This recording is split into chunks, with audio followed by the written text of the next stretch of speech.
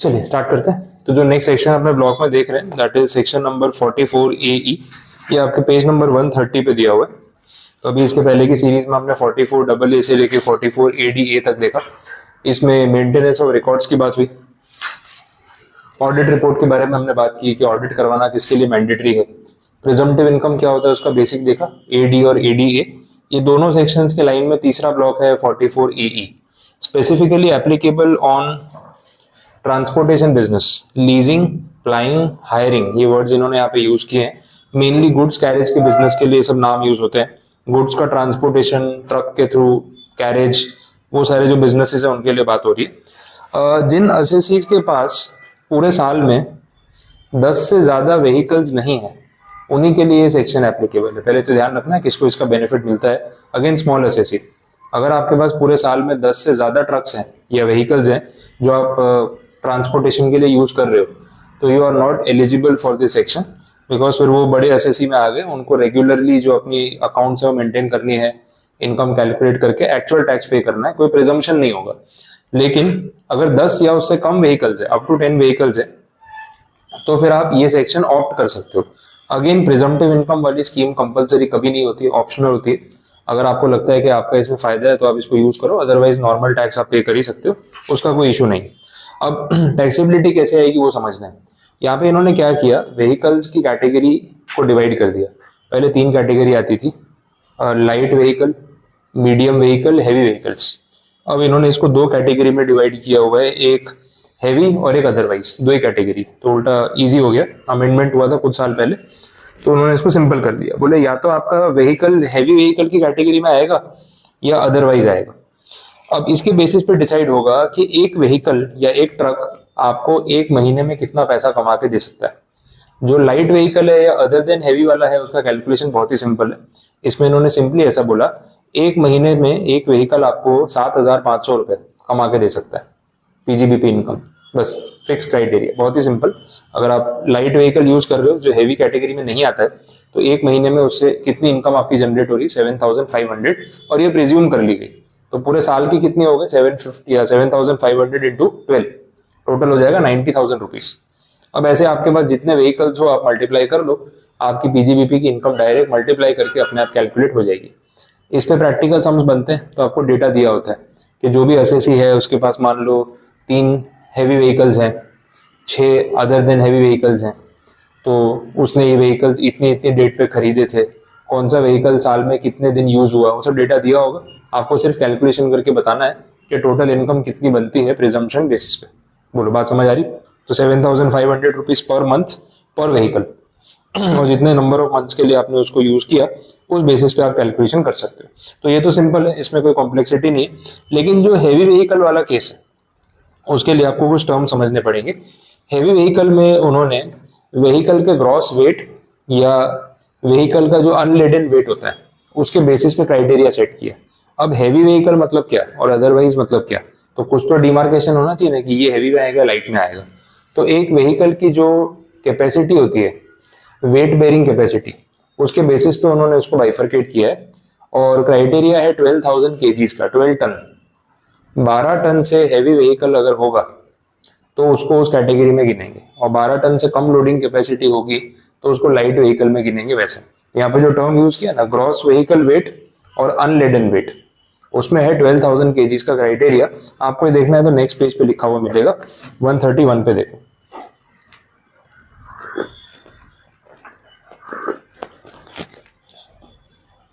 ऐसा व्हीकल जिसका वजन 12,000 किलो से ज्यादा है, 12 टन से ज्यादा है, उस व्हीकल को हम बोलेंगे हैवी व्हीकल। उसकी वेट लोडिंग कैपेसिटी नहीं, उसकी खुद का वेट, ठीक है, ट्रक का वेट। तो अगर 12,000 किलो से भारी ट्रक है तो हैवी व्हीकल में आएगा, अदरवाइज लाइट में आएगा, ये क्राइटेरिया है। 1 टन 1000 किलो होता है, तो आप 12 टन बोलो या 12,000 किलो बोलो, अप्रोक्सीमेटली वो सेम होता है, ये आपको ध्यान रखना। वैसे अब ये डेटा तो आपको सामने दिया होगा कि कौन सा ट्रक आपके पास जो है उसका ग्रॉस वेट कितना है। अच्छा, ग्रॉस वेट होता क्या है वो डिफाइन भी किया। अनलेडन वेट, वेट करके उन्होंने टर्म यूज किया है, वो भी डिफाइन किया, तो डेफिनेशन भी साथ में लिखी है। ग्रॉस व्हीकल वेट का मतलब है total weight of the vehicle and load certified and registered by the registering authority as permissible for that vehicle. देखो दोनों चीजों का कॉम्बिनेशन आ गया, थोड़ा ध्यान देना उस पर। व्हीकल का वेट और सर्टिफाइड लोड दोनों को मिला के कितना होता है वो। तो मान लो आपका जो ट्रक है उसका वजन है 3000 किलो, 4000 किलो, तो 4 टन का तो ट्रक हो गया, और उसके ऊपर वेट लोडिंग कैपेसिटी है 10 टन, 10,000 किलो। तो टोटल कितना हो गया, 4000 प्लस 10,000, 14,000 हो। ये 14,000 को हम बोलेंगे ग्रॉस व्हीकल वेट। व्हीकल का खुद का वजन, उसके स्ट्रक्चर का वजन, और उस पर सामान जब आप लोड करते हो तो कितने किलो सामान उस पर लोड कर सकते हो, उसका वजन, ये दोनों मिला के जो बनता है उसको हम क्या बोलते हैं, ग्रॉस व्हीकल वेट। क्लियर है पॉइंट, ठीक है। दूसरा unladen wait. Unladen weight means the weight of a vehicle or trailer, including all equipment ordinarily used with the vehicle or trailer when working, but excluding the weight of driver or attendant. अच्छा ये clarify कर दिया। बोला weight of the vehicle or trailer including all equipments which are ordinarily used with the vehicle. Trailer जो पीछे होता है जिसके ऊपर सामान लोड किया जाता है वो सब कुछ आ गया इसके अंदर, वैसा बोला। But excluding the weight of the driver और अटेंडेंट, बोले ड्राइवर के वेट को ट्रक के वेट में जोड़ के नहीं देखना। अब ठीक है, ड्राइवर का वेट जोड़ भी लेते तो 50-100 किलो में कितने फर्क पड़ जाता, लेकिन क्लैरिफाई किए कि ड्राइवर के साथ एक अटेंडेंट भी होता है, 2 लोग बैठे होते हैं मोस्टली, तो बोले उनका वजन मत गिन लेना। एंड वेयर ऑल्टरनेटिव पार्ट्स और bodies are used, the unladen weight of the vehicle means the weight of the vehicle with the heaviest such alternative body और पार्ट। ट्रक में अलग अलग पार्ट्स लगते हैं, डिटैचेबल भी होते हैं, तो बोले सबसे हैवी पार्ट जो भी ट्रक में कनेक्ट होते हैं वो सारे लगा के देख लो, एसेसरीज वाला पार्ट हो गया, जो टोटल वेट बनेगा उसको बोलेंगे अनलेडन वेट। तो ग्रॉस व्हीकल वेट और अनलेडन वेट में फर्क है। ग्रॉस व्हीकल वेट में उन्होंने ट्रक का वेट प्लस लोडिंग कैपेसिटी दोनों का टोटल किया था, और अनलेडन वेट में सिर्फ ट्रक का वेट की बात हो रही है, लोडिंग कैपेसिटी की बात नहीं हो रही। तो पिछले केस में था ना 4000 किलो का ट्रक, 4 टन का ट्रक, तो वो अनलेडन वेट, और उस पर उसकी लोडिंग कैपेसिटी 10,000 किलो, तो 14,000 किलो मतलब 14 टन उसका ग्रॉस व्हीकल वेट, वैसा बोला हुआ है। तो ये कैलकुलेशन यहाँ पे समझाया कि ये टर्म्स का मतलब क्या होता है। तो अगर किसी भी व्हीकल का ग्रॉस व्हीकल वेट 12,000 किलो से ऊपर हो तो उसको हम हैवी व्हीकल बोलते हैं। ये डेफिनेशन आपको बता दी, सम्स में काम आता है, और इस सेक्शन में से बहुत बार प्रैक्टिकल क्वेश्चंस पास पेपर में आ चुके हैं। कैलकुलेशन करवाते हैं आपसे और कुछ नहीं।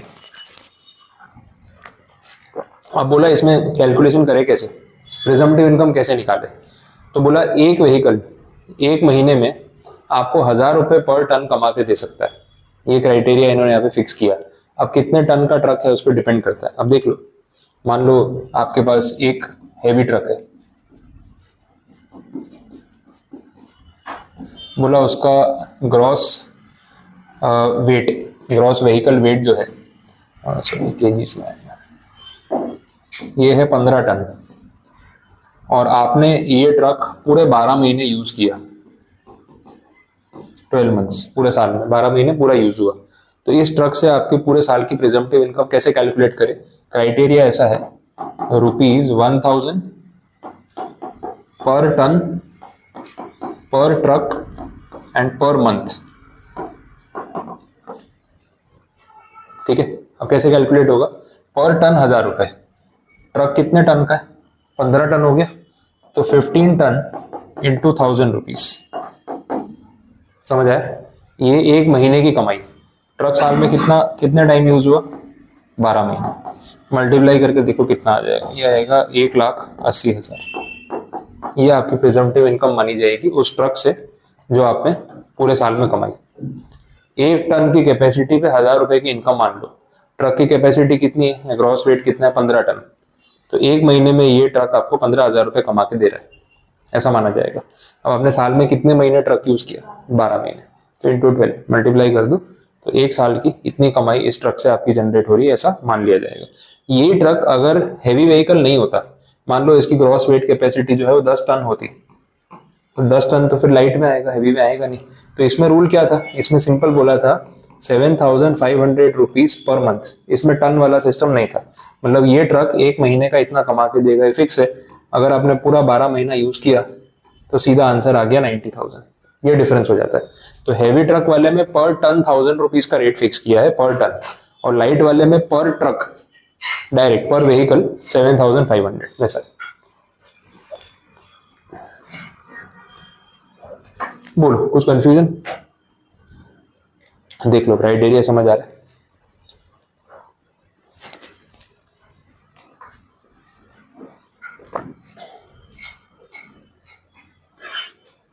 कुछ एग्जांपल फ्रेम कर लेते हैं, आप कैलकुलेट करके बताओ, थोड़ा आइडिया आएगा।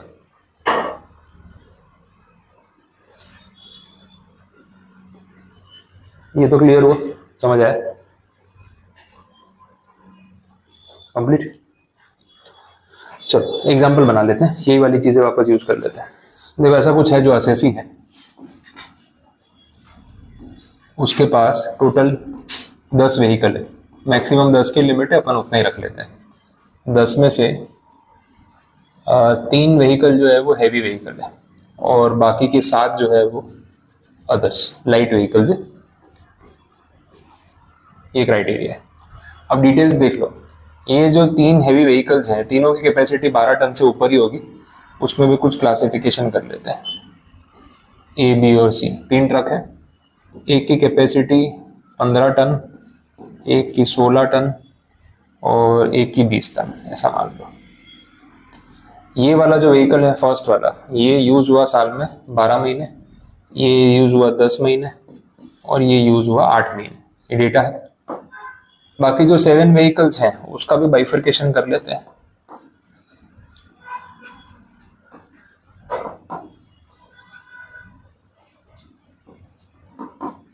ऐसे बांट लेते हैं।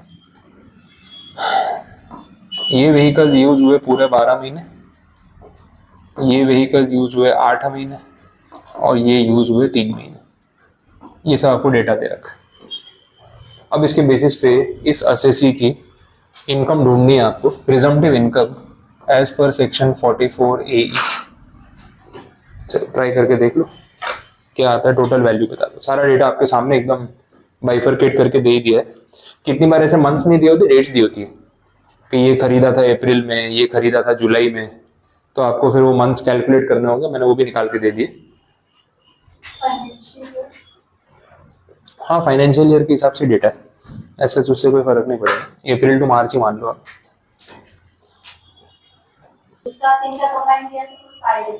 फाइल का है, तुमने बताया दोनों का होता है।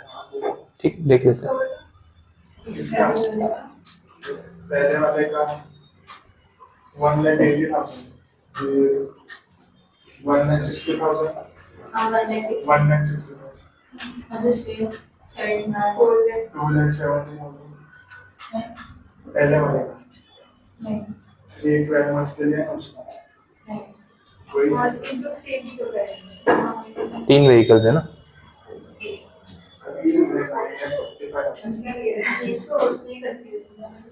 देख लेते, टैली कर लेते। मैं तो सम अभी बनाया, मेरे पास कोई फाइनल आंसर है नहीं, जो अभी गिनेंगे वही आएगा। ये 15 टन है, ठीक है, देख लो।